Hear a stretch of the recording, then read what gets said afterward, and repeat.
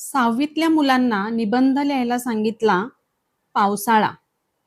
पावसाळा हा निबंध लिहायला सांगितल्यानंतर आपल्या सगळ्यांच्याच मनात जेव्हा पहिला पाऊस पडतो किंवा पावसाळ्यामध्ये निसर्गात कोणते बदल होतात, निसर्ग कसा दिसतो, आपल्याला कसा आनंद मिळतो, हे सगळं चित्र डोळ्यासमोर येईल आणि अशाच पद्धतीने आपण असा विचार करूनच तो निबंध लिहायचा प्रयत्न करू.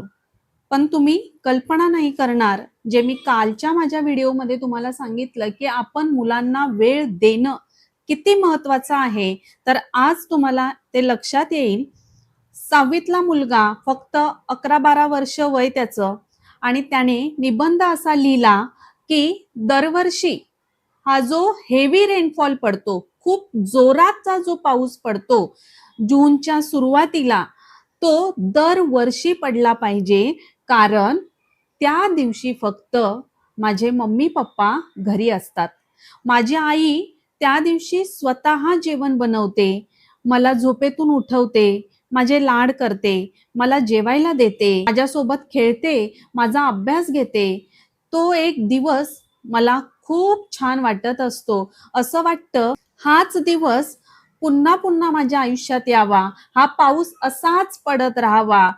बाकी दुनियेमध्ये कितीही उलतापालत होऊ दे, पाणी साचलंय म्हणून लोकांचं किती नुकसान होऊ दे, घरच्या घर किती वाहून जाऊ दे, 2-3 दिवस सगळेच जण घरी असतात, इलेक्ट्रिसिटी नसते, मोबाईल बंद असतात, नेटवर्क बंद असतं, बरीचशी कामं होत नाहीत आणि ज्यांच्या घरांमध्ये पाणी जातं त्यांची तर अवस्था खूप वाईट असते. किती सामान वाहून गेलेलं असतं, नुकसान झालेलं असतं, आर्थिक नुकसान, मानसिक नुकसान खूप होतं या अशा पावसामध्ये. पण या नुकसानाशी त्या मुलाचा काहीही संबंध नाही.